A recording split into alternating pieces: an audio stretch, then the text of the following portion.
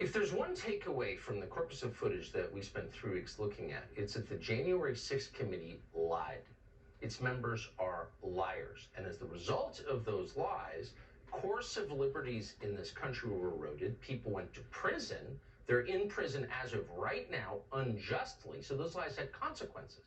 So you have to ask yourself, whatever happened to the members of the January 6th committee? These liars who hurt people and the country. Well, let's see. Adam Schiff is running for Senate. Adam Kinzinger got a job at CNN. Liz Cheney somehow wound up a professor at the University of Virginia, the August University of Virginia. They're all still there. Benny Thompson, ooh, listen to his wisdom, but they're liars. And above all, this video proves it. Here's another installment. One of the enduring mysteries of January 6th is the role that intelligence and law enforcement agencies played in the events of that day. We know there was some number of undercover federal agents in the crowd at the Capitol. Officials have since admitted that under oath. But what exactly were they doing there? The January 6th committee worked hard to hide the answer to that question. We do know from contemporaneous videotape that a mysterious figure called Ray Epps encouraged the crowd to go into the Capitol. For some reason, Epps has never been indicted for that. But there's no question he did it. We need to go into the Capitol! Under public pressure, the January 6th committee finally interviewed Ray Epps. Epps told the committee that he never entered the Capitol and therefore never committed a crime. His text messages showed that at 2:12 p.m., he boasted to his nephew that he had, quote, orchestrated the protests at the Capitol. He admitted he helped get people there. Yet, curiously, congressional Democrats consider Ray Epps an ally, not an insurrectionist. Tonight, we can tell you that at the very least, Ray Epps lied in his sworn testimony to the January 6th committee. Epps testified that when he sent the text messages to his nephew, he had already left the Capitol grounds to return to his hotel room. That is not true. The surveillance footage we found shows that, in fact, Ray Epps remained at the Capitol for at least another half an hour. You're seeing that on your screen now. What was Epps doing there? We can't say, but we do know that he lied to investigators. The January 6th committee likely knew this too. Democrats had access to the same tape, yet they defended Ray Epps. No honest investigation would do that. But the point of the January 6th committee was never to investigate anything. The point was to stage a made-for-TV show trial. From the opening moments, the tone of the hearings was almost comically overheated and polemical.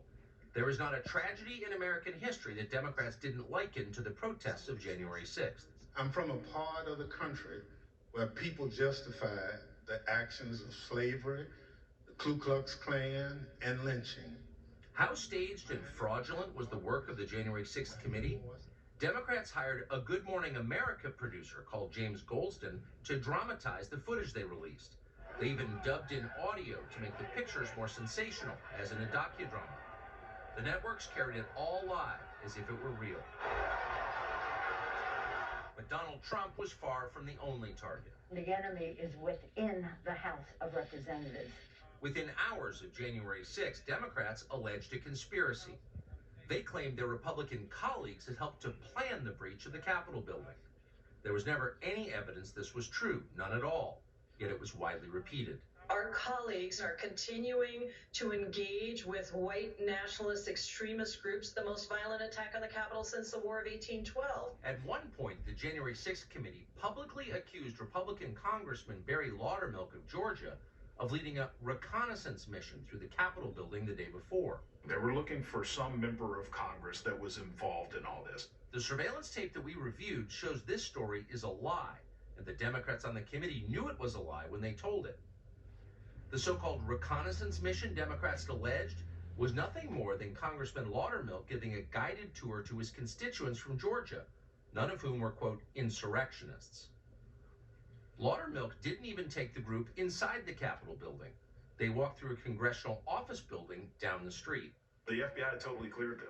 The committee knew this before they actually made their accusations against me and wanted to create this story that would, fit where they wanted the evidence to lead. Despite the video evidence they possessed proving it wasn't true, the committee included the lie in its final report.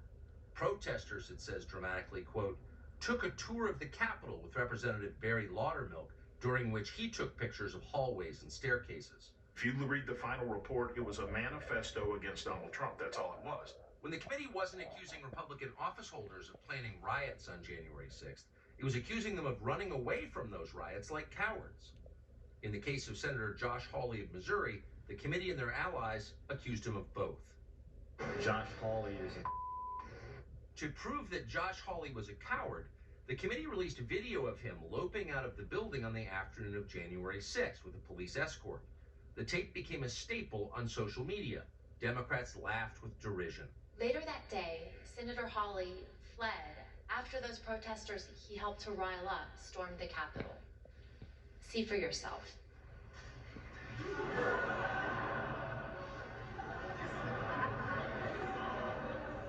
But in fact, the surveillance footage we reviewed shows that famous clip was a sham, edited deceptively by the January 6th committee.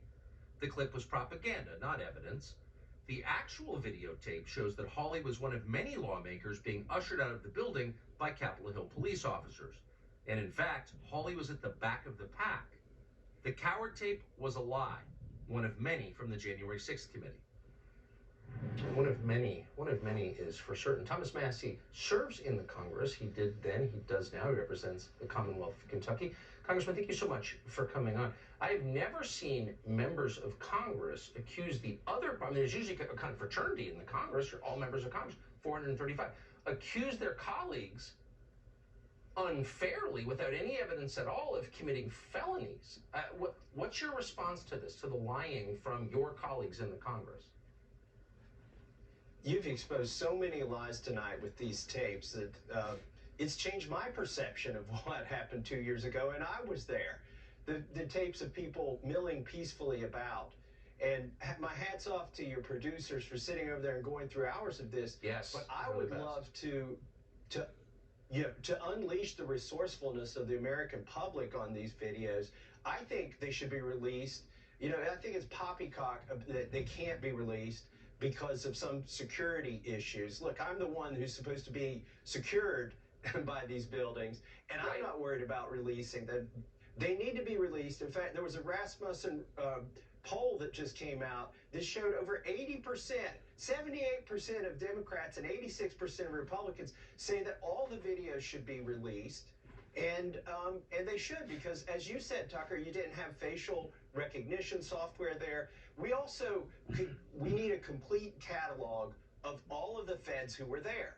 Tell us who they were. Let's watch the videos and let's see what they did, because there's some really strange behavior on those videos of people behind the police lines in plain clothes, like touching them on the shoulder, talking in their ear, walking around boundaries as if they weren't even there. It's very odd. I'm the one who asked Merrick Garland. I showed him the tape of Ray Epps. The Democrats didn't like it. I had to show it on an iPad for Merrick Garland to watch it, and then he refused to say how many feds were there. But that was also in the Rasmussen poll. 57% of Democrats think that it's at least somewhat likely that feds, agents of the federal government, were not just there, but were also encouraging people to riot or go into the Capitol. It's very clear from the footage that our producers bravely slogged through for 3 weeks, and God bless them for doing it, that's exactly right, that federal agents encouraged the violence that day. We're just a TV show, and we can't show people without proof of who they really were. But I agree with your assessment completely. That obviously happened. Congressman Thomas Massie of Kentucky, thank you so much for coming on. Appreciate it. Thanks, Tucker, for getting this out there. Of course. By the way, we're not, of course, in charge of this video. We don't own this video. There's a limit to the decisions we can make about it. But we have more, and we're going to show it to you tomorrow. More surveillance footage from January 6th, including an interview with a top Capitol police officer who was there and who raises a lot of pretty shocking questions about the Capitol Police response to January 6th. And keep in mind, the Capitol Police, as a force, is controlled by the Speaker of the House. And at that point, it was Nancy Pelosi. So Michael Knowles of the Daily Wire pointed out that gender ideology is destroying young people and called on conservatives to reject it. Not a tough request. He's now being accused of genocide. He joins us next.